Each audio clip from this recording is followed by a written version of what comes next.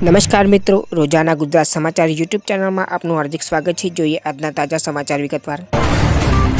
માવઠાનું સંકટ ફરી મંડરાયું છે। હવામાન નિષ્ણાત અંબાલાલ પટેલના જણાવ્યા મુજબ ફેબ્રુઆરી મહિનામાં ગુજરાતમાં હવામાન પલટવાની આગાહી કરવામાં આવી છે। વેસ્ટર્ન ડિસ્ટર્બન્સની અસરથી ઉત્તર ગુજરાત, સૌરાષ્ટ્ર, કચ્છ તેમજ મધ્ય અને દક્ષિણ ગુજરાતના કેટલાક વિસ્તારોમાં કમોસમી વરસાદની આગાહી કરવામાં આવી છે અને છાંટાની શક્યતા છે, જે રવિ પાક માટે ચિંતાજનક બની શકે છે। સરકારી નોકરીની તૈયારી કરી રહેલા ઉમેદવારો માટે સારા સમાચાર છે। ગુજરાત જાહેર સેવા આયોગ દ્વારા વર્ગ 1 અને વર્ગ 2ની કુલ 279 જગ્યાઓ માટે ભરતીની જાહેરાત કરવામાં આવી છે। 1 ફેબ્રુઆરી 2026થી ઓનલાઈન અરજી પ્રક્રિયા શરૂ થઈ ગઈ છે અને અરજી કરવાની છેલ્લી તારીખ 16 ફેબ્રુઆરી 2026 છે। આ ભરતી માટે પ્રથમ પરીક્ષા 26 એપ્રિલ 2026ના રોજ યોજાશે, જેમાં પસંદ થનાર ઉમેદવારોને 7મા પગાર પંચ મુજબ મહત્તમ ₹1,17,000 સુધીનો પગાર મળશે। તમાકુ પર લાગેલા 40% જીએસટી નાબૂદ કરવાની માંગ સાથે ગુજરાતમાં આજથી તમાકુની ખરીદી અને વેચાણ બંધ કરવાની જાહેરાત કરવામાં આવી છે। ચરોતર તમાકુ વેપારી એસોસિએશન સહિત રાજ્યની વિવિધ 44 એસોસિએશનો દ્વારા અચોક્કસ મુદત સુધી તમાકુ વ્યવહાર બંધ રાખવાનો નિર્ણય લેવામાં આવ્યો છે।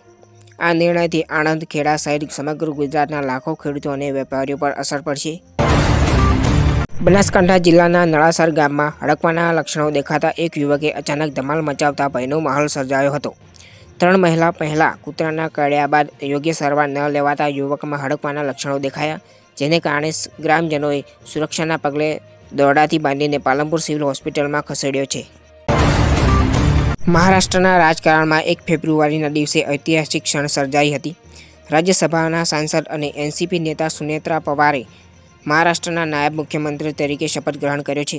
આ સાથે સુનેત્રા પવાર મહારાષ્ટ્રના પ્રથમ મહિલા નાયબ મુખ્યમંત્રી બન્યા છે અને રાજ્યના રાજકીય ઇતિહાસમાં નવો અધ્યાય ઉમેર્યો છે।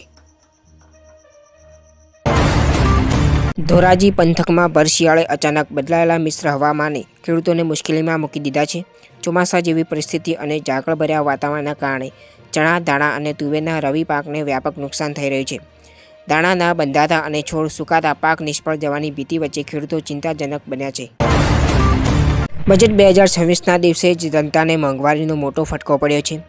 ઓઇલ માર્કેટિંગ કંપનીઓએ 19 કિલોના કોમર્શિયલ ગેસ સિલિન્ડરના ભાવમાં ₹50નો વધારો કર્યો છે। સતત બીજા મહિને ભાવ વધારો નોંધાયો છે, જ્યારે ઘરેલું ગેસ સિલિન્ડરના ભાવમાં કોઈ ફેરફાર કરવામાં આવ્યો નથી। 1 ફેબ્રુઆરી 2026ના રોજ દેશભરમાં 5 મોટા નિયમોમાં ફેરફાર અમલમાં આવ્યો છે, જેની સીધી અસર સામાન્ય જનતા પર પડશે। કોમર્શિયલ ગેસ સિલિન્ડરના ભાવમાં વધારો કરવામાં આવ્યો છે, જ્યારે હવાઈ ઈંધણના ભાવમાં ઘટાડો થયો છે। સાથે જ પાન મસાલા અને તમાકુ ઉત્પાદનો પર વધારાનો કર લાગુ થવાનો છે અને ફાસ્ટેગ સંબંધિત નિયમોમાં પણ બદલાવ આવ્યો છે। નવીનતમ સમાચાર મેળવવા માટે સબસ્ક્રાઇબ કરો રોજાના ગુજરાત સમાચાર।